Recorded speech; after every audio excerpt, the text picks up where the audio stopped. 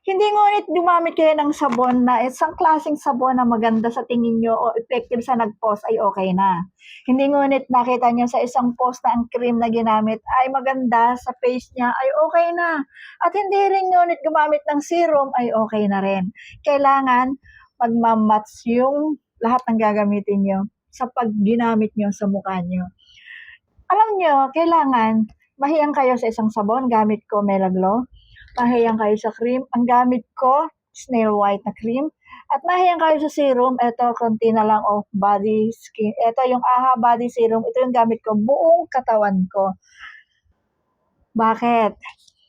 Ang serum kasi ay nakaka-whitens, vitamin C ito, may intensive na pampaputi siya at maganda sa skin. Matagal ko ng ginagamit 'to kaya ayan na tingnan niyo, oh. Kahit sa mga bago ako maglagay ng kung ano-ano sa face ko, after ko magsabon nito, ang gamit ko na sabon eto siyempre Mela Glow. After ko magsabon, naglalagay ako ng AHA sa mukha at sa lahat, ayan tingnan niyo lahat, oh. Ayan, ganyan. Hanggang dito, pati nga dito sa kilikili naglalagay ako, kaya tingnan niyo naman maputi kilikili ko. Oh, 'di ba? Totoo 'yan, nilalagay ko ito hanggang sa kilikili ko. Kaya tingnan niyo naman, oh, mauubos na.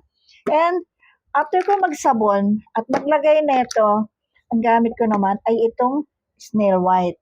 O, 'di ba? Ang bango niya. Totoo 'yan, oh, tingnan niyo yung face ko. Walang filter 'to, ah. Ito sinasabi ko sa inyo kasi marami nagtatanong na bakit ganito, bakit hindi ako gumanda, ba't hindi effective sa akin? Gumamit ako ng Mela Glow pero bakit wala? Gumamit ako ng Snail Cream pero bakit wala? Gumamit ako ng AHA, bakit wala? Kailangan po lahat kung may kombinasyon yan. Kumbaga sa pagkain, hindi sasarap ang pagkain kung walang seasoning. Kumbaga sa damit, hindi gaganda ang damit niyo kung walang nakalagay na adorno. So sabi ko nga sa inyo, 'pag magfe-facial cream, magwi-skincare kayo, kailangan magma-match lahat. Try niyong gumamit ng Mela Glow, Snail White, at AHA serum. Eto result. Try niyo.